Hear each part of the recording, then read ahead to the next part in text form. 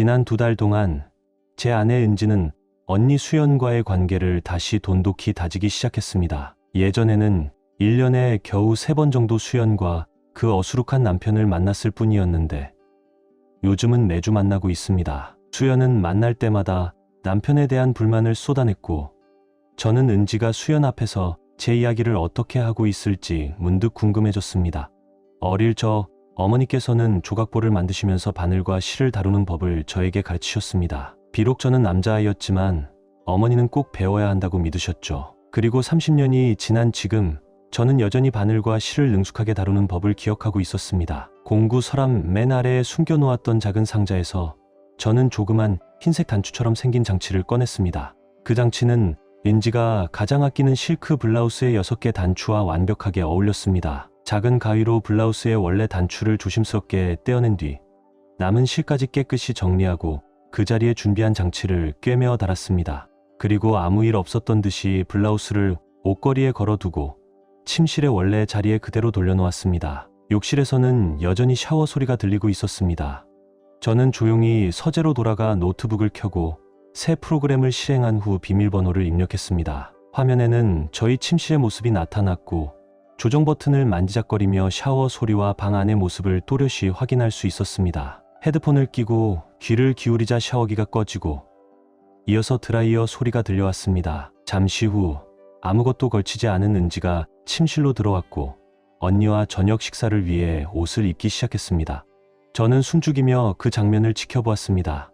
은지는 먼저 거드벨트에 스타킹을 착용하고 짧은 스커트를 입었습니다. 낮은 굽에 구두를 신은 뒤 서랍에서 컵이 있는 세틴 브래지어를 꺼내 착용하기 시작했습니다. 가슴에 살짝 향수를 뿌린 뒤 브래지어를 채웠습니다. 그리고 옷걸이에서 실크 블라우스를 집어들고 입었습니다. 혹시라도 바뀐 단추를 손끝으로 느꼈다면 알아차렸겠지만 전혀 눈치채지 못했습니다. 그러나 제가 눈치챈 것은 따로 있었습니다. 은지는 속옷을 입지 않았다는 사실이었습니다. 거들벨트와 스타킹만으로는 은밀한 부위를 가릴 수 없었기에 저는 스스로에게 계속 물었습니다. 굳이 이렇게 드러낸 채로 나가는 이유가 뭘까?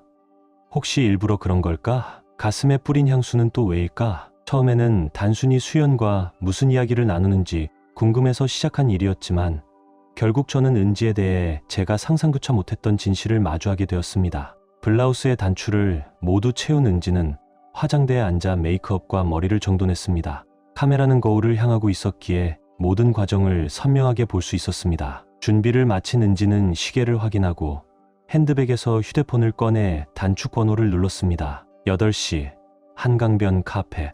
정문 앞에서 봐. 그녀는 짧게 그렇게 말했습니다. 그녀는 다시 한번 단축 번호를 눌러 전화를 걸었습니다. 집 전화로는 절대 받지 말고 내가 휴대폰으로 연락할 때까지 기다려. 알겠어 언니. 은지는 휴대폰을 가방에 넣고 자리에서 일어났습니다. 저는 키보드를 몇 번 눌러 멜론을 켰습니다. 저는 헤드폰을 벗으며 물었습니다. 몇 시쯤 돌아올 거야? 10시 반 넘기지 않을게. 내일 다들 출근해야 하잖아. 기다리지 말고 먼저 자. 알겠어. 수연 언니한테 안부 전해줘. 은지는 고개를 끄덕이며 손을 흔들고 집을 나섰습니다. 저는 다시 모니터링 프로그램으로 전환했습니다. 은지는 차에 올라 라디오를 틀고 흥얼거리며 강변 쪽으로 향했습니다. 거의 목적지에 다다르자 차를 세우고 가방에서 휴대폰을 꺼내 무음 모드로 전환한 뒤 다시 넣었습니다. 만약 제가 은지를 의심하지 않았다면 차라리 컴퓨터를 꺼버리고 아무것도 모른 척했을지도 모릅니다. 하지만 저는 눈을 뗄 수 없었습니다. 은지는 차에서 내려 한강변 끝자락에 있는 카페를 향해 걸어갔습니다.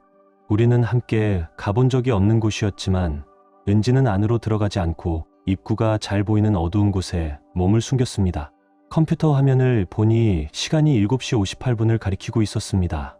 그때 화면 한쪽에서 누군가 움직이는 모습이 포착되었습니다. 식당 모퉁이를 돌아 한 남자가 나타났고 주위를 살핀 뒤 은지를 향해 곧장 걸어왔습니다. 남자가 은지에게 3m 정도 다가왔을 때 저는 급히 사진을 찍고 영상과 음성을 동시에 녹화하기 시작했습니다. 문제 없어? 남자가 다가오며 물었습니다. 전혀 없어. 은지가 환하게 웃으며 답했습니다. 그들은 주위를 다시 한번 확인했고 아무도 보는 이가 없다는 것을 확인하자 자연스럽게 입을 맞췄습니다.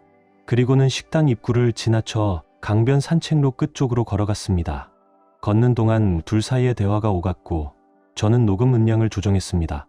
은지가 물었습니다. 구체적인 계획이 있어? 있지. 남자가 답했습니다.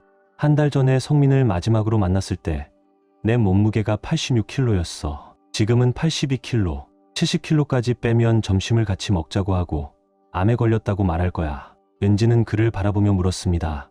그거 사실 아니지? 은지 목소리엔 걱정이 묻어났습니다. 물론 아니지. 남자가 대답했습니다. 내가 72kg까지 빠지면 성민이 내게 뭘 도와줄 수 있겠냐고 물을 거야. 그때 자연스럽게 은지랑 하룻밤 보내게 해달라고 부탁할 거야. 그가 동의하면 우리 둘은 자유롭게 행동할 수 있어. 그가 허락하는 순간 이미 모든 걸 포기한 거나 다름없으니까. 남자는 씁쓸하게 웃었습니다. 죽어가는 친구의 마지막 소원이라면 거절 못하겠지. 그들은 강변 끝 어둠 속에 멈춰 섰습니다. 그리고 다시 입을 맞췄습니다. 남자의 손이 은지의 블라우스로 스르르 미끄러졌습니다. 카메라 화면이 약간 흔들리면서 영상이 흐릿해졌고 저는 정확히 무엇을 하고 있는지 알아볼 수 없었습니다. 하지만 은지의 목소리가 모든 것을 말해주고 있었습니다. 준호야, 내가 이렇게 부드럽게 대해주는 거 정말 좋아. 그런데 제발 조심해줘. 혹시라도 흔적이 남으면 성민이 눈치챌 거야. 은지의 숨죽인 신음소리가 들려왔습니다. 그녀의 목소리는 점점 더 부드럽고 은밀해졌고 이어서 살짝 속삭이듯 말했습니다. 우리 다음 주쯤에 방 하나 잡을까? 준호가 대답했습니다. 화요일에 내가 원하던 대로 우리 둘만의 시간을 가지자. 저는 이를 악물며 지켜보았습니다. 준호는 은지를 근처 벤치로 이끌었고 은지는 조심스럽게 가장자리에 걸터 앉았습니다. 카메라는 거의 아무것도 보여주지 않았습니다. 흔들림, 그림자, 흐릿한 움직임뿐이었지만 저는 무슨 일이 벌어지고 있는지 뻔히 알 수 있었습니다. 1분쯤 지났을 때 갑작스런 소음이 들렸습니다. 모든 것이 순간 얼어붙었습니다. 그들은 주위를 살피며 서둘러 몸단장을 했습니다. 준호는 은지의 블라우스를 단추로 채우기 시작했고 은지는 급히 옷을 정리했습니다. 그리고 다시는 잊을 수 없는 장면이 이어졌습니다. 이제 내 차례야. 은지가 조심스럽게 무릎을 꿇으며 말했습니다. 카메라는 위쪽을 향해 있었기에 그녀의 턱과 살짝 풀린 블라우스만 보였습니다. 그러나 소리, 움직임, 숨소리만으로도 충분히 모든 상황을 알 수 있었습니다. 몇 분 후 모든 것이 끝났습니다. 은지는 준호를 정리해 주었고 바지를 올려주고 단추를 채워주었습니다. 그리고 자신의 블라우스도 다시 단정히 여몄습니다.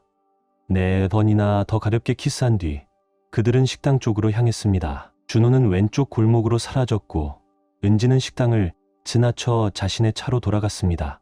집으로 돌아가는 길에 은지는 휴대폰에서 꺼낸 숨결 민트 6알을 입에 넣어 씹어 삼켰습니다. 컴퓨터 화면을 보니까 은지의 차가 보였어요. 저는 컴퓨터를 껐고 조용히 침대로 향했습니다. 은지는 집에 들어오자 욕실로 들어가 옷을 벗었고 세면대에서 물소리가 들리다가 변기 물 내리는 소리가 났습니다. 그녀는 제 티셔츠에 팬티만 걸친 채 침대로 와서는 조심스럽게 옆에 누웠습니다. 저는 자는 척하다가 그녀가 자리를 잡자 눈을 뜨고 물었습니다. 수연 언니는 어때? 잘 지내? 아직 상훈 오빠한테 화난 것 같긴 하지만 별로 얘기하고 싶어 하진 않았어. 은지는 제게 가볍게 입을 맞춘 뒤 등을 돌리고 잠이 들었습니다. 그녀의 입술이 방금 전까지 준호에게 닿아 있었다는 사실을 생각하니 저는 거의 토할 뻔했습니다. 한참 동안 뒤척이다가 결국 잠들지 못하고 침대에 누워 생각만 했습니다. 은지는 이미 일어나 샤워를 하고 있었고 저는 평소처럼 출근 준비를 했습니다. 우리는 아무 일도 없던 듯 함께 집을 나섰고 그날 하루 종일 일에 몰두하지 않는 틈틈이 머릿속을 맴도는 생각은 하나뿐이었습니다. 내 아내와 내 가장 친한 친구가 대체 왜 이런 짓을 하는 거지? 내가 그렇게 형편없는 남편이었나? 그렇게 나쁜 친구였나? 정말 이 모든 걸 받아야만 하는 걸까? 점심시간 저는 6명의 비슷한 또래 동료들과 함께 앉았습니다. 그 자리에서 저는 아무렇지 않은 척 말했습니다. 누가 영화 하나를 줬는데 아내가 바람피우는 남자 이야기야. 그 남자가 아내랑 상담 치료를 받고 결국 다시 잘 살아보려고 노력하더라. 그 말은 자연스럽게 우리들 사이에 깊은 대화를 불러일으켰습니다. 10년 넘게 함께 일했지만 전혀 몰랐던 동료들의 과거를 처음 듣게 되었습니다. 현우가 조심스럽게 입을 열었습니다. 나도 예전에 결혼했었어. 결혼한 지 3년쯤 되었을 때였어. 나는 그녀가 지난 5년 동안 상사를 몰래 만났다는 것을 알게 되었다. 우리가 함께한 내내 그랬던 거야. 현우는 담담하게 말을 이었습니다. 상담 치료 같은 건 안 했어. 수요일에 알아차리고 그 주말엔 바로 원룸 하나 구해서 나와버렸지. 이제 다른 여자와 재혼한 지 5년이 넘었지만 그의 목소리에 옛 아픔이 선명하게 남아있다. 그 맞은편에는 우리 팀에서 제일 거침없는 남자 태수가 앉아 있었습니다. 그는 42살, 스튜를 먹던 숟가락을 멈추고 고개를 들어 말했습니다. 결혼할 때 서로 충실하자고 약속했잖아. 그런데 딴 남자랑 잤다면 그 순간부터 더 이상 부부가 아니지. 모든 약속은 끝이야. 스포츠 경기랑 똑같아. 공이 경기장을 벗어나면 게임 끝나는 거지. 그럼 바로 이혼할 거야? 제가 물었습니다. 말할 것도 없지. 그냥 쫓아내. 종이 쪼가리 같은 이혼 서류가 뭐가 필요해? 그 여자가 이혼하고 싶으면 알아서 변호사 사서 하라 그래. 난 그냥 다음 날 바로 떠나버릴 거야. 그리고 다시는 안 돌아와. 태수는 그렇게 단호하게 대답했습니다. 그때 한 명이 조심스럽게 입을 열었습니다. 교회에서는 힘들어도 참고 극복하라고 가르치더라. 용서하고 과거는 과거로 넘기라고. 한기였습니다. 하지만 이유는 알고 싶지 않아? 제가 물었습니다. 얼음이 얼마나 차가운지 알아야 얼음이 차갑게 느껴지는 건 아니잖아. 태수가 되묻자 저는 조용히 고개를 끄덕였습니다. 그때 재현이 자리에서 일어났습니다. 점심시간 끝났다. 그의 말에 우리는 자리에서 일어나 다시 각자의 일터로 돌아갔습니다. 그러나 저는 그 대화가 머릿속을 떠나지 않았습니다. 생각해보니 은지가 준호랑 잤다는 사실 자체가 문제였지.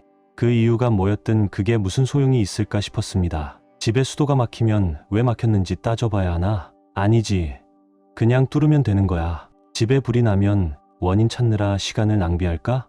절대 아니지. 그냥 불부터 꺼야 해. 그날 하루 종일 갈팡질팡 고민하던 저는 결국 전화를 걸었습니다. 수연 언니에게. 회사로 전화를 걸자 그녀는 프로답게 전화를 받았지만 제 목소리를 알아채자마자 따뜻하고 친근한 말투로 변했습니다. 수연 누나, 도움이 필요해요. 곧 은지 생일이잖아요. 이번에는 특별하게 해주고 싶은데 같이 계획 세워줄 수 있을까요? 좋아. 언제 만날까? 화요일 오후 시간 괜찮아? 은지가 그 시간대에는 바쁠 거라는 걸 알고 있었습니다. 괜찮아. 어디서 볼까? 누나, 회사 근처에 조용하고 분위기 좋은 레스토랑이면 어디든 좋아. 좋아. 한강변에 새로 생긴 카페가 있어. 실제로 모래사장 위에 의자랑 테이블이 놓여 있어서 분위기 끝내줘. 정오해보자. 메모할게. 근데 메모할 때 성민이랑 점심이라고 쓰지 마. 은지가 보면 깜빡이 다 들통날 거야.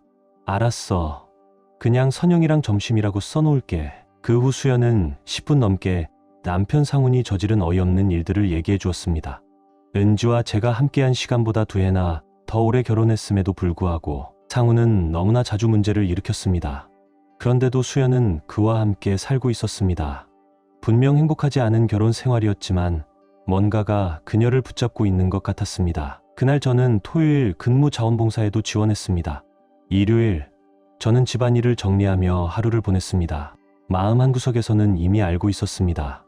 이 집이 곧 매물로 나올 거라는 사실을요. 그날 저녁 은지는 저를 영화 보러 가자고 설득하려 했습니다. 집에서 1시간 반 정도 떨어진 곳에 가서 저녁도 먹고 영화를 보자고 했죠. 그런데 같은 영화가 집에서 15분 거리 안에 있는 영화관에서도 상영 중이었습니다. 은지가 가고 싶다는 식당 이름을 듣자 저는 그곳이 1인당 최소 30만 원은 기본이고 게다가 와인과 디저트까지 원한다는 걸 기억해냈습니다. 그래서 물었습니다. 오늘 외출 비용은 내가 낼 거야. 내가 낼 거야? 결국 은지는 집에서 케이블 TV로 영화를 보기로 했습니다. 그렇게 우리는 집에 머물러 TV로 영화를 봤습니다. 영화 제목은 이별이었습니다. 영화가 끝나자 저는 조용히 물었습니다. 결혼해서 뭐 하겠어? 영화 속 부부는 아무것도 아닌 일로 싸우고 스스로 인생을 망치기 위해 안간힘을 쓰는 사람들처럼 보였습니다. 남자들은 상대방 얘기를 들을 줄 몰라. 은지는 확신에 찬 말투와 몸짓으로 말했습니다. 그건 단순한 의견이 아니라 은지에게는 확고한 사실처럼 느껴졌습니다. 적어도 몇몇 남자들은 듣는 법을 알겠지. 그렇지 않으면 세상의 80%는 레즈비언이 됐을 거야. 제가 농담처럼 말했습니다. 요즘엔 장난감과 실리콘 덕분에 그 비율이 훨씬 더 높아졌을지도 몰라. 그때 은지가 조심스럽게 물었습니다. 만약 우리가 결혼신고를 제대로 하지 않아서 법적으로 부부가 아니라고 판명되면 다시 나랑 결혼할 거야? 그녀는 빈 다이어트 콜라 캔 2개와 빈 팝콘 그릇을 들고 부엌으로 향하다가 멈춰서서 몸을 돌려 저를 바라보며 물었습니다. 혹시 나랑 다시 결혼하고 싶지 않다는 거야? 그냥 내 질문에 답해줘. 제가 말했습니다. 요즘 가끔 느껴. 내가 나랑 결혼 생활을 행복하게 여기지 않는 것 같아.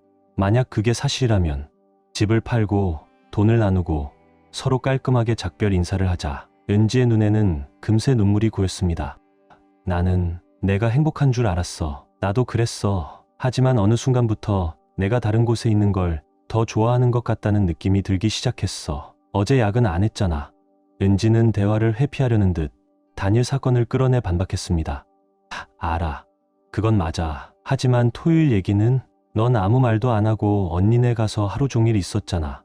그리고 평일에도 늦게까지 언니랑 저녁을 먹고 그건 내가 나보다 수연 누나랑 있는 걸 더 좋아했다는 뜻이야. 괜찮아. 솔직한 게 더 좋아.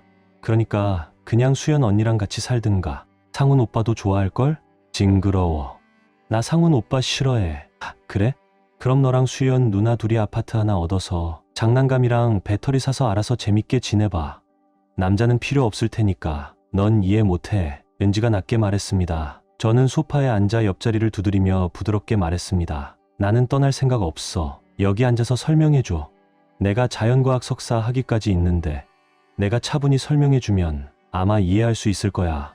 지금 비꼬는 거야? 은지가 물었습니다. 아니야. 정말 이해하고 싶어. 지금 이 세상에서, 아니 다른 어떤 세상에서도 이걸 이해하는 것보다 중요한 건 없어. 저는 소파를 다시 한번 두드렸습니다.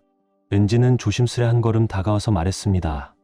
여자의 본질을 너한테 설명할 수는 없어. 은지야, 나는 여자 전체를 이해하고 싶은 게 아니야. 나는 너를 이해하고 싶어. 수연 누나가 상훈 오빠랑 계속 사는 이유도, 영화 배우들이 왜 결혼을 유지하거나 깨는지, 다른 여자들이 무슨 이유로 그런 선택을 하는지도 솔직히 전혀 관심 없어. 나는 너와 나, 우리 둘만 중요해. 우리가 함께 영화를 봤고 그 영화가 널 불편하게 만들었어. 하지만 나는 내가 언니랑 함께 살듯이 그런 식으로 살고 싶지 않아. 집을 팔고 서로 작별하는 것도 원하지 않아. 은지는 아무 말 없이 부엌으로 들어갔습니다. 저는 팝콘이 쓰레기통에 버려지는 소리, 캔들이 재활용함에 던져지는 소리, 그리고 그릇이 식기세척기에 넣어지는 소리를 들었습니다. 은지는 거실을 지나 조용히 침실로 들어갔습니다. 그리고 20분쯤 후 제 티셔츠와 팬티만 입은 채 침대에 누웠습니다. 저는 이미 침대에 누워 등을 기대고 있었습니다. 은지는 조명을 끄고 등을 돌려 제게서 등을 보이며 누웠습니다. 내일 아침 부동산에 전화해야겠다. 저는 그렇게 생각하며 옆으로 돌아 누웠고 그날 밤 우리는 단 한마디도 주고받지 않았습니다. 다음 날 아침 저는 아는 부동산에 전화를 걸어 집을 설명해 주었습니다. 점심시간을 길게 빼서 집에 들렀고 중개인과 함께 집값을 적당히 측정했습니다. 그녀는 집값을 올리기 위해 해야 할 몇 가지를 설명해 주었고 우리는 악수하며 헤어졌습니다. 집으로 돌아가기 위해 차를 후진시키는데 잔디밭에 꽂힌 매물 표지판이 눈에 띄었습니다. 은지는 저보다 30분 먼저 퇴근합니다. 저는 은지가 퇴근한 직후 휴대폰을 꺼두고 교통법규를 철저히 지키며 천천히 집으로 돌아왔습니다. 우리 집 골목에 들어섰을 때 부동산 표지판이 녹색 비닐봉지로 덮여 있는 걸 봤습니다. 저는 미소를 지었습니다. 차고에 차를 세우고 앞마당으로 가서 비닐봉지를 벗겼습니다. 뒷문으로 들어갔을 때 은지는 침실 침대에 엎드린 채 누워 있었습니다. 저는 욕실로 들어가 문을 닫고 용변을 보고 손을 씻었습니다. 문을 열고 나오자 은지는 제 쪽 침대의 모서리에 걸터 앉아 있었습니다. 저는 별말 없이 복도로 향해 걸어갔습니다. 현관 쪽으로 가려는 찰나 은지가 말했습니다. 나 이러고 싶지 않아. 믿지 않아. 저는 대답하고 복도로 나왔습니다. 부엌에서 다이어트 콜라 한 캔과 과자 한 봉지를 집어들었습니다. 거실로 돌아와 소파에 앉아 TV를 켰습니다. 뉴스를 보기 시작했지만 평소라면 절대 뉴스 따위 보지 않는 저였습니다. 잠시 후 은지가 다가와 소파 반대편 끝에 앉았습니다. 2분 동안 TV 소리 외에는 아무 말도 오가지 않았습니다. 그러다 은지가 조심스레 물었습니다. 우리 얘기할 수 있을까? 무슨 얘기? 집 팔고 싶지 않아. 너랑 작별하고 싶지 않아. 그럼 누구랑 입을 맞추고 싶은 건데? 저는 은지의 얼굴을 바라보며 차갑게 물었습니다. 순간 은지의 얼굴에서 핏기가 사라졌다가 다시 억지로 평정을 되찾았습니다. 다른 사람이랑 키스하고 싶은 거 아니야. 좋아. 그 얘긴 여기까지. 그럼 묻자. 너 정말 나랑 같이 살고 싶은 거야? 나는 내 아내야. 당연히 함께 살고 싶어. 하지만 넌 나를 전혀 이해하게 해주지 않아. 너는 마치 내게 뭔가 심각한 결함이라도 있는 것처럼 행동해. 마치 내가 옆에 있으면 그 결함이 전염될까봐 두려워하는 것처럼. 그러면서도 나랑 함께 있고 싶다고 해. 내가 널 그렇게 못살게 굴었니? 제가 조용히 물었습니다. 아니야. 너는 나를 못살게 구는 게 아니야. 그게 더 끔찍해. 넌 날 괴롭히지도 않고 그렇다고 남편으로서 나를 받아들이지도 않아. 널 보내고 싶지는 않지만 나를 남편으로 원하는 것도 아니야. 우린 아직 구할 수 있었어. 하지만 넌 끝까지 그렇게 하지 못했어. 지금 이 순간에도 넌 내 눈을 똑바로 쳐다보며 거짓말조차 못하잖아. 나는 나 스스로를 속이면서라도 이 결혼을 지키려 했어. 하지만 너는 나를 속일 수조차 없는 거야. 그리고 나는 그런 너를 믿고 싶어 스스로 거짓말하려 했던 거야. 은지는 아무 말 없이 앉아 저를 바라보았습니다. 저는 소파에서 일어나 침실로 향했습니다.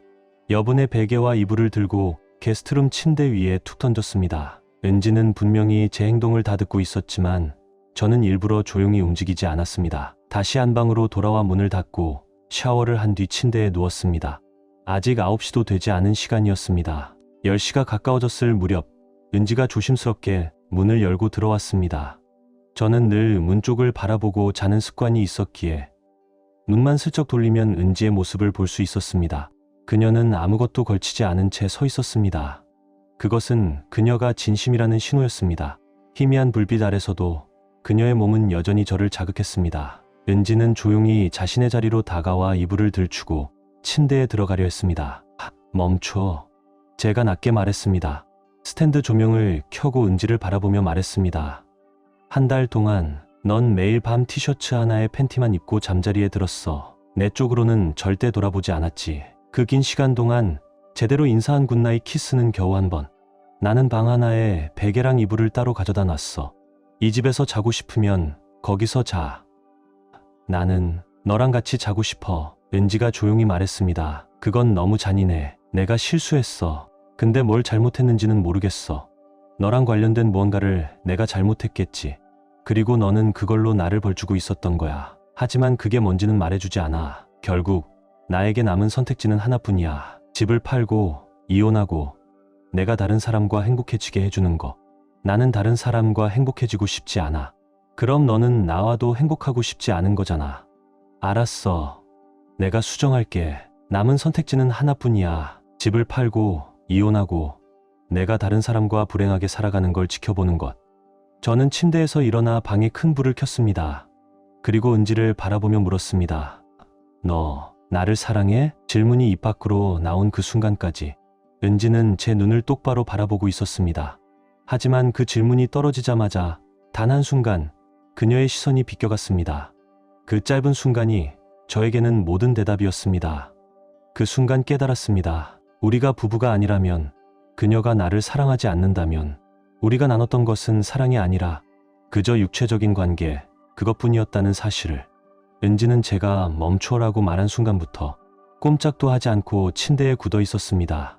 저는 조용히 이불을 들추고 말했습니다. 누워. 그리고 게스트룸으로 가서 손님용 서랍에 넣어둔 물건을 챙겨 다시 방으로 돌아왔습니다. 돌아왔을 때 은지는 등을 대고 침대에 꼼짝없이 누워 있었습니다. 은지의 눈빛에는 불안함과 두려움이 어렸다. 저는 조용히 작은 패키지를 그녀 옆 침대에 던졌습니다. 너는 지금 이 침대에 와서 육체적인 친밀감으로 나를 붙잡아 두고 집을 파는 걸 막고 스스로 여전히 나를 사랑한다고 믿고 싶어 하는 거지. 좋아. 기회를 줄게. 은지는 부드럽게 저를 만지며 다가왔습니다. 손끝 하나, 눈짓 하나로 저를 흔들어 놓으려 했습니다. 제 안에서는 두 가지 감정이 충돌했습니다. 이건 정상적인 부부의 일이다라고 합리화하려는 마음, 그리고 실망과 분노로 가득 찬 또 다른 마음. 결국 분노가 제 마음을 장악했습니다. 결정적인 순간 저는 은지를 바라보며 말했습니다. 좋아. 은지야, 완전히 보여줘. 불 끄고 하면 안 될까? 은지가 조심스럽게 물었습니다. 안 돼. 나는 이걸 또렷이 기억하고 싶어. 넌 함께 있는 사람의 얼굴도 보기 싫어? 저는 몇 년 만에 처음으로 거칠게 그녀를 끌어안았습니다. 사랑이 아니라 좌절과 분노에 휩싸여. 지금까지 저는 항상 은지의 편안함, 즐거움, 만족을 먼저 생각했습니다. 하지만 이번에는 그런 것들을 전부 내려놓았습니다. 끝나갈 무렵 저는 은지의 몸을 살짝 돌렸습니다. 은지는 내내 저를 바라보았습니다. 눈빛에는 수백 가지 질문이 담겨 있었습니다. 모든 것이 끝났을 때 저는 가만히 누워 있다가 조용히 그녀에게서 떨어졌습니다. 욕실로 가서 손님용 서랍에 있던 휴지 상자를 꺼내 은지에게 던져주었습니다. 그리고 샤워를 하러 들어갔습니다. 샤워를 마치고 불을 끄고 침대에 누웠습니다. 오늘 밤 여기서 자도 돼. 제가 조용히 말했습니다. 하지만 먼저 대답해야 할 질문이 있어. 저는 다시 스탠드 조명을 켜고 은지를 똑바로 바라보며 물었습니다. 내일 오후 호텔방 요금 준호가 내는 거야? 아니면 내가 내는 거야? 은지의 눈이 크게 흔들렸고 그녀는 베개에 얼굴을 묻은 채 울기 시작했습니다. 그녀는 소리 죽여 계속 울었고 저는 불을 끄고 모른 척 잠든 척했습니다. 10분쯤 지나자 은지는 조심스럽게 일어나 방을 나갔습니다. 돌아오지도 아무 말도 하지 않았습니다. 결국 저는 겨우겨우 잠이 들었지만 오래 걸렸습니다. 그날 오후 저는 수연 누나를 만나 점심을 먹었습니다. 수연의 표정을 보는 순간 은지가 아무 말도 하지 않았다는 걸 알 수 있었습니다. 우리는 식당 구석 가장 외진 테이블에 앉았습니다. 음식을 주문하고 음료를 받았고 음식이 나오기까지 약 20분 정도 시간이 있었습니다. 만나줘서 고마워. 제가 말했습니다. 사실 은지 생일 파티 준비하려고 부른 거 아니야. 수연이 놀란 표정으로 말했습니다. 나는 파티를 준비하고 싶었어. 하지만 이제는 못하겠어. 은지가 외도를 하고 있어. 잠시 말을 멈추자 수연의 얼굴이 굳어졌습니다. 놀라는 척하지 마. 얼마 전에도 내가 밤에 그녀 대신 전화 받아줬잖아. 내가 휴대폰으로 전화하기 전엔 집 전화 받지 말라고. 난 뭘 하는지는 몰랐어. 수연이 당황하며 말했습니다. 좋아. 믿어줄게. 근데 이제 내 여동생이 바람 피우는 걸 알게 됐는데 어떻게 할 거야? 확실해? 수연이 조심스럽게 물었습니다. 확실해. 영상과 음성 녹음 다 있어. 원하면 복사해 줄까? 세상에. 수연은 얼굴을 감싸며 말했다. 어쩌지? 오늘 오후 은지는 애인과 호텔에서 만날 거야. 그 애인은 내 가장 친한 친구였던 준호야. 처음엔 계속 이유를 고민했어. 하지만 이제는 알겠어. 이유 따윈 중요하지 않아. 중요한 건 은지가 나를 사랑한다고 말하지 못했다는 거야. 그리고 그 빌어먹을 준호가 나와의 결혼 생활보다 더 중요했다는 사실이야. 우리 집 잔디밭엔 매물 표지판이 꽂혀 있어. 우린 끝났어. 그때 음식이 나왔지만 우리는 한 입도 대지 못했습니다.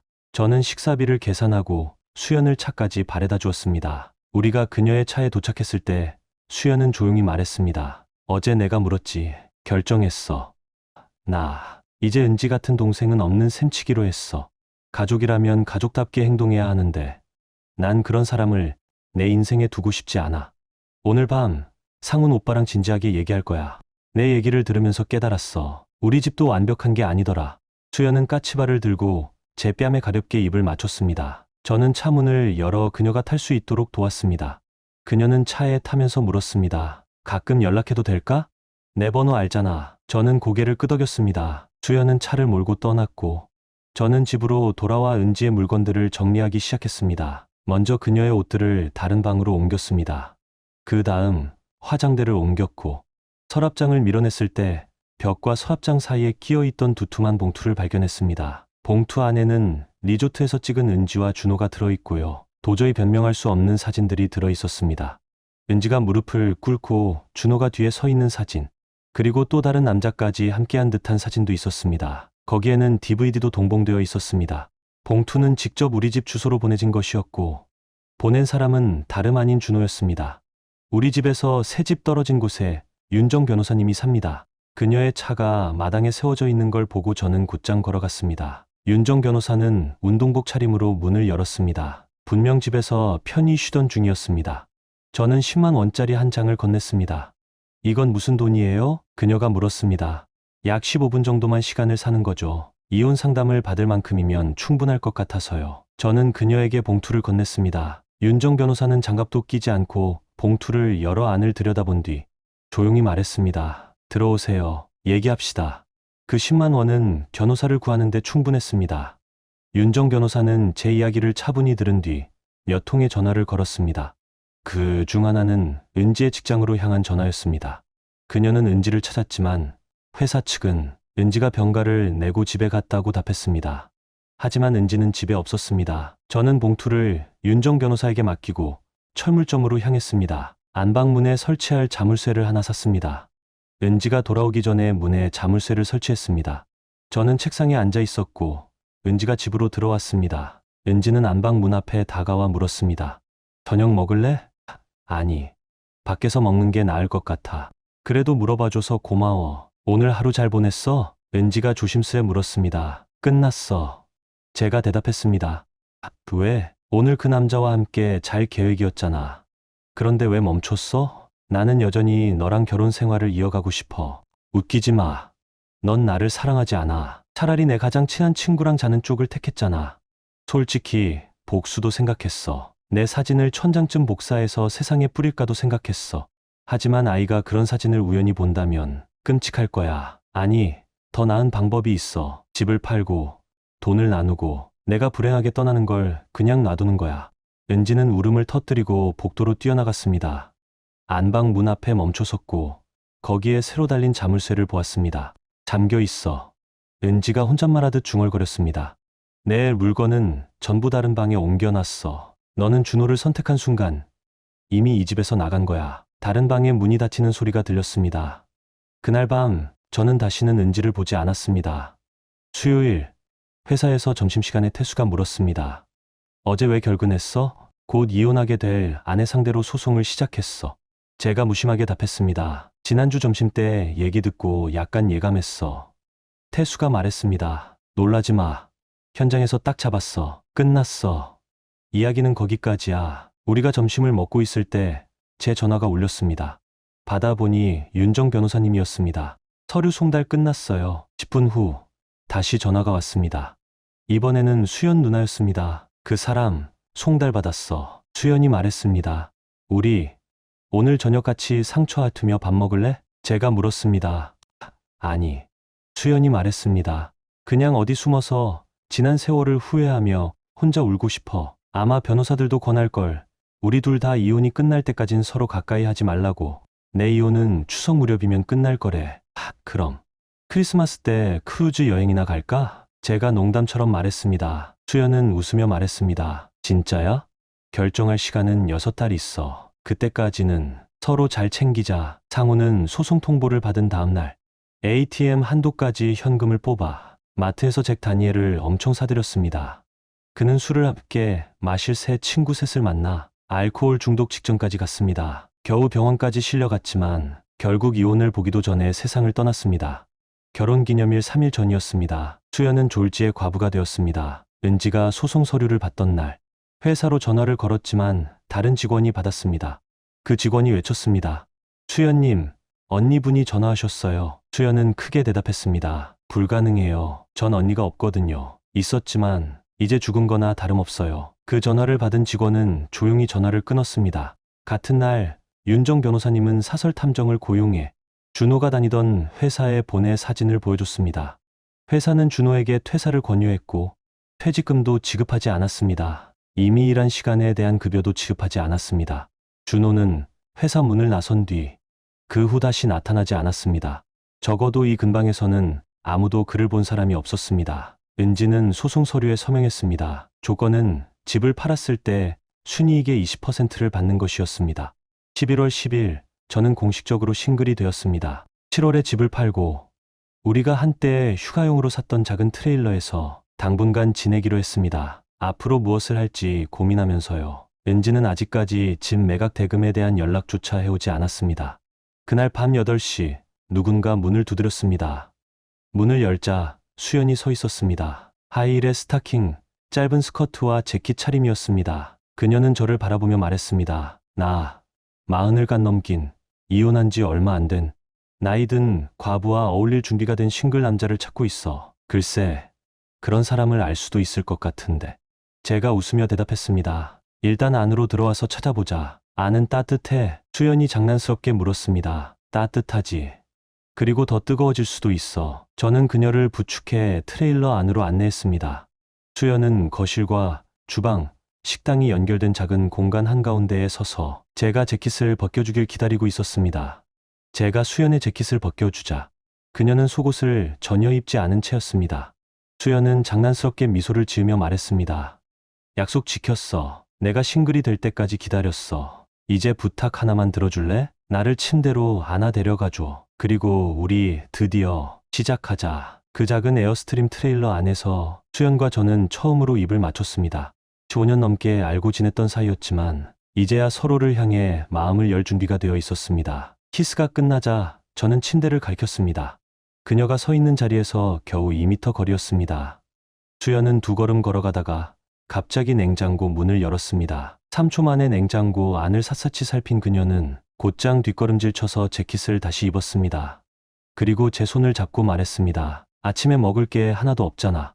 우리 집으로 가자. 거긴 내가 원하는 모든 게 다 있어. 그리고 그녀는 옳았습니다. 지금까지 긴 이야기를 들어주셔서 감사합니다. 자신을 소중히 그리고 사랑하는 사람들을 소중히 여기세요. 안녕히 계세요. 다음 이야기. 우리 관계가 잘못된 길을 가고 있다는 생각을 처음 하게 만든 건 바로 내 옷장에 있던 추가적인 속옷 한 벌이었습니다. 그 속옷은 우리의 신뢰를 무너뜨리고 있었고 점차 부드러운 진흙 속으로 미끄러져 가고 있었습니다. 아내의 서랍에 섹시한 팬티가 아닌 내 속옷장에 있던 검은 속옷이었습니다. 아마도 나는 가장 예민한 남편은 아니었고 패션 트렌드에 대해서도 잘 알지 못하지만 항상 같은 브랜드와 스타일의 속옷을 삽니다. 검은색, 플레인, 아무 브랜드도 없습니다. 브랜드 이름이 적혀 있으면 나는 그것을 무시합니다.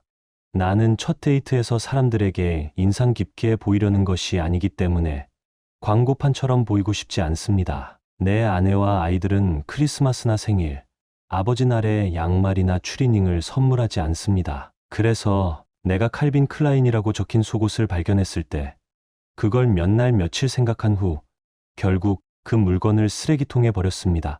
그 속옷은 내 사이즈와 같았고 그 덕분에 그 속옷이 내 12살 아들의 것일 리는 없다는 것을 알게 되었습니다. 최근에 우리 집에 하룻밤 손님도 없었고 세탁소에 가는 일도 없었으니 그 속옷이 우연히 우리 세탁물에 섞일 수는 없었습니다. 그것은 나에게 큰 의문이 되었고 이제 나를 소개할 시간이 필요했습니다. 제 이름은 김태우입니다. 서울에서 왔습니다. 저는 이정희와 결혼했습니다. 우리는 2아이, 김민수와 김지혜를 두고 있습니다. 지금까지 우리 관계에서 문제는 없었습니다. 적어도 지금까지는. 나는 서울공항에서 항공기 정비 관리자로 일하고 있습니다. 우리 회사는 상업용과 개인 비행기를 모두 서비스합니다. 서울은 경기도와 인접한 도시로 유명합니다. 가끔 서울 경기도 지역의 사람들로부터 문의를 받기도 합니다. 정희는 주 3일 정도 롯데마트에서 일을 합니다. 그녀는 일을 할 필요는 없지만 집에서만 있는 걸 좋아하지 않아요. 그 매니저가 자꾸 저에게 관심을 보이는 것이 너무 지겹습니다. 인사부에 가서 성희롱에 대해 신고할 용기가 있었으면 좋겠지만 인사부 여성 직원 중 한 명이 그 매니저의 친한 친구라서 결과가 어떻게 될지 걱정이 됩니다. 이곳은 비교적 작은 도시라서 제 능력으로는 일자리가 많지 않아요. 저는 대부분의 시간을 가정주부이자 엄마로 보냈습니다.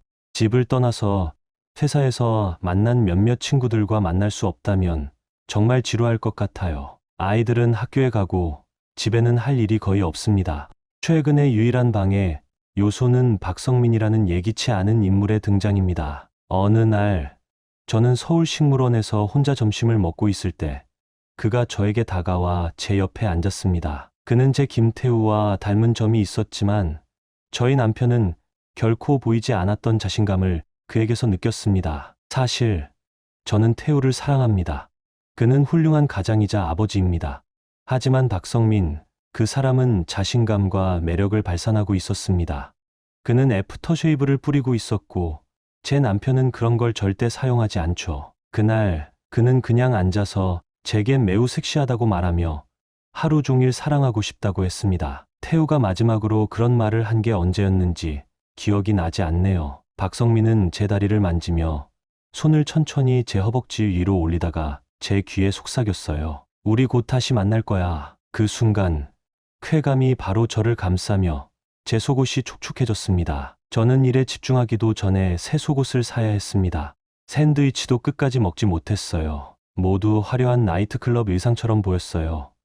제가 평소에 입는 보수적인 옷들과는 전혀 달랐죠. 무슨 일이 일어나고 있는 건지 도무지 이해가 되지 않았어요. 개인 탐정을 고용할 형편도 안 되고 제 스스로 조사를 할 기술도 부족했어요. 친구들에게 도움을 요청할 수도 없었어요. 그들이 뭐라고 생각할까요? 아마 저를 약한 사람이나 아내를 만족시키지도 못하는 바보로 생각할 거예요. 정희는 항상 밤에 집에 있어요. 밤 근무도 하지 않아요. 그렇다면 그녀가 불륜을 시작할 시간이 언제였을까요? 이건 정말 저를 죽일 것 같아요. 박성민. 정희는 정말 상냥해요. 내기라도 한다면 그녀의 남편이 그녀의 감정적이나 성적인 요구를 충족시키지 못하고 있다는 걸 확신해요. 그것을 고쳐야겠어요. 그녀가 저와 있을 때 즐거움을 느끼는 모습을 지켜보는 걸 기다릴 수가 없어요. 정희, 금요일. 박성민을 마지막으로 본 지 3일이 되었어요. 도대체 이 상황을 제가 상상한 건 아닌지 계속 의문이 들었어요. 그저 깨어있는 꿈이나 지루한 가정주부의 과도한 상상력일 뿐인가? 저는 같은 자리에 앉아 있었는데 그때 애프터쉐이브 냄새를 맡았어요. 아마 휴고 보스였던 것 같아요. 뒤돌아보는 게 두려웠고 그때 제 뺨에 부드러운 손길이 닿았어요. 그 깊고 명령적인 목소리가 제 말을 빼앗아갔고 저를 그에게 끌리게 만들었어요. 그가 나를 따라오라고 말할 거라고 생각했어요. 그 대신 그는 말했어요. 오늘 밤 사랑의 모텔 5번 방에서 만나요. 이거 입고 오세요. 그는 갈색 종이봉투를 건네고 제가 돌아보기도 전에 사라졌어요. 그리고 다시 한번 제 속옷은 흠뻑 젖었어요. 뭐라고 태우에게 말해야 할까요? 당신은 똑똑한 여자니까 무엇을 말할지 잘 알 거예요. 같은 날 태우는 전화해서 오늘 늦게까지 일을 해야 한다고 했어요. 비행기 수리가 시급하다고 하더군요. 왜 관리자가 그 일을 해야 하는지 궁금했지만 더 이상 논쟁하지 않기로 했어요. 저는 그에게 마지막 순간에 처녀 파티 초대에 대해 말하려 했어요. 하지만 그가 제 말을 자르고 전화를 끊었죠. 그리고 이웃의 딸을 아동보호소에 맡기기로 했다고 했어요. 그날 저녁 박성민을 만나러 가는 길에 긴장되었어요. 길가에서 제 차가 보이지 않도록 주차하려고 했어요. 문을 두드릴 필요는 없었어요. 그는 문을 열어주었고 저는 안으로 들어갔어요. 그는 제 코트를 벗겨서 문 뒤에 걸었어요. 차가운 샴페인 한 병이 우리를 기다리고 있었어요. 보통 술을 많이 마시지 않지만 오늘은 특별한 대접 같았어요. 그리고 나는 나머지 밤이 이 시작처럼 특별할지 궁금해졌어요. 나는 그 발포성 음료를 한 모금 마시면서 박성민은 천천히 다가와 내 목덜미에 입맞춤을 했어요. 그는 내 드레스의 지퍼를 천천히 내리며 그가 나에게 준 섬세한 옷을 드러냈어요. 그가 그 순간을 기억하려는 듯 숨을 들이쉬는 방식이 제가 수년 동안 느끼지 못했던 감정을 불러일으켰어요. 그가 나를 진정으로 원한다는 느낌을 받았어요. 박성민. 그녀는 내가 처음 본 날부터 내 마음속에 간직한 그대로의 모습이었어요. 멀리서 그녀를 바라보며 가까워질 수 있을까 걱정했었죠. 하지만 이제 그녀는 여기 바로 내 앞에 있었어요. 내 심장은 미친 듯이 뛰었어요. 그 순간을 깨고 싶지 않았어요. 나는 다시 한번 그녀에게 입맞춤을 했어요. 이번엔 부드럽게. 그리고 그녀는 내게 몸을 돌리며 그녀의 입술은 따뜻하고 초대하는 듯한 느낌이었어요. 잊을 수 없을 만큼. 그때 나는 조심스럽게 그의 셔츠 단추를 풀었어요. 내 손이 그의 피부를 스치자 그가 조금 떨었어요. 그리고 나는 웃었어요. 오랜만에 나는 살아있다는 느낌을 받았어요. 정희, 박성민은 매우 남성적이고 강한 존재감을 풍겼어요. 그래서 저는 완전히 안전하다고 느꼈어요. 이런 일을 한 번도 해본 적 없었지만 그 앞에 무릎을 꿇고 머리를 그의 몸에 기댔어요. 설명할 수 없는 방식으로 그에게 끌렸어요. 이런 걸 태우에게 해본 적이 없었는데 왜 지금은 그런 걸 하고 있을까? 그럼에도 불구하고 나는 부끄럽지 않았어요. 그것이 더 놀라웠어요. 박성민의 손길이 내 몸을 지나가며 부드럽게 탐색하고 있었어요. 그런 후 나는 그의 팔에 의해 침대 위로 눕혀졌어요. 그의 입술이 아래로 내려가며 여전히 우리 사이를 가로막고 있던 천을 스쳐 지나갔어요. 잠시 후 나는 완전히 노출된 채로 하게 느껴졌고 수년 만에 살아있다는 느낌이 들었어요. 이제 그는 나를 직접 만졌고 나는 남편과는 전혀 다른 종류의 기쁨을 느꼈어요. 그 순간의 열기에 휩쓸려서 나는 사랑하는 사람의 이름을 불러버렸어요. 박성민. 그녀는 태우라고 불렀어요. 왜 내가 태우라고 불렀을까요? 나는 잠시 멈췄고 순간적으로 당황했지만 그 후 나는 결심했어요. 그녀를 등에 눕히며 다시 집중하게 만들기로 결심했어요. 그녀의 숨결이 가빠지자 나는 부드럽게 속삭였어요. 내 이름을 불러봐. 그녀는 즉시 대답했어요. 박성민, 박성민, 박성민. 나는 당신이 필요해요. 나와 함께 있어요. 박성민.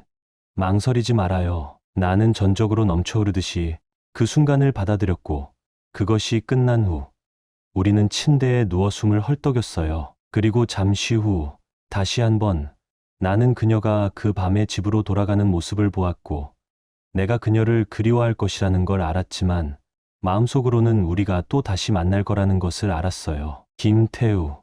모든 기술자들은 내가 공항을 떠날 수 있을 때쯤 이미 다 떠났어요. 서류 작업은 완전한 악몽이었고, 나는 초과 근무 시간을 하나하나 설명해야 했어요. 드디어 집에 도착했을 때 정희는 이미 잠들어 있었고, 부드러운 미소를 지으며 잠들고 있었어요. 그걸 보면서 나도 미소가 지어졌고, 나는 그녀 옆에 누워서 부드럽게 그녀를 내 품에 안았어요. 다음 날 아침, 나는 그녀와 사랑을 시도했지만 내 사랑하는 아내는 내 애정 표현을 거절했어요. 나는 그것이 내 의심을 더욱 키운다는 걸 인정해야만 했죠. 그때 나는 그녀의 행동에 대해 더 깊이 조사하기로 결심했어요. 먼저 나는 그녀의 재정 상태를 확인했어요. 이상한 구매나 현금 인출은 없었어요. 그리고 그녀가 핸드폰을 충전기에 꽂을 때까지 기다렸어요. 그래서 그녀의 메시지나 통화 기록에 이상한 것이 있는지 확인하고 싶었죠. 불행히도 나는 기술적으로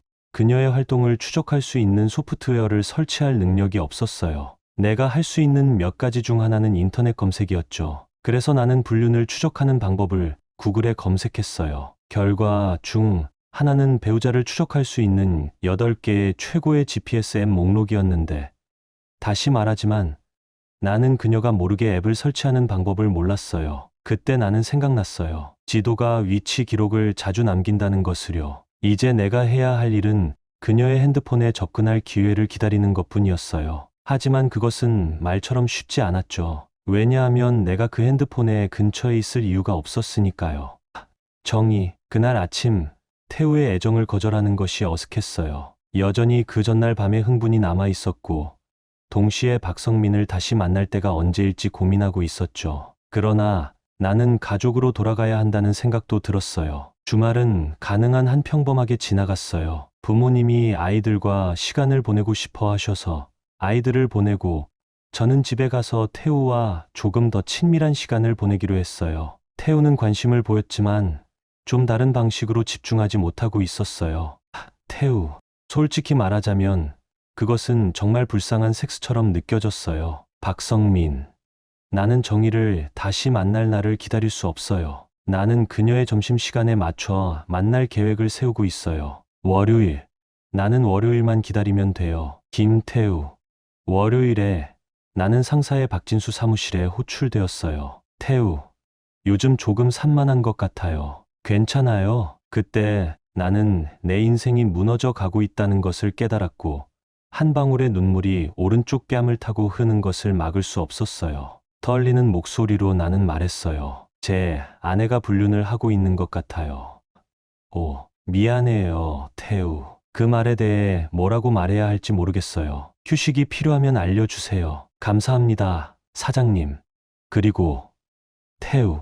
우리는 당신을 위해 여기 있어요. 나는 부서진 사람처럼 그 사무실을 나갔어요. 그 말을 하자마자 그 모든 것이 더 실감나게 다가왔어요. 어떻게 말을 꺼냈는지 모르겠어요. 그저 말로 표현한 순간 모든 것이 더 진짜로 느껴졌어요. 그리고 나는 준비가 되지 않았어요. 박진수.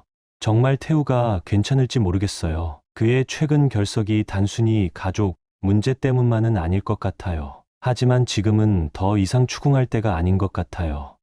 정희. 나는 박성민의 휴고 보스 향수를 맡았어요. 그의 차분하고 자신감 넘치는 목소리는 간단히 말했어요. 수요일, 점심시간, 같은 장소, 또 다른 선물.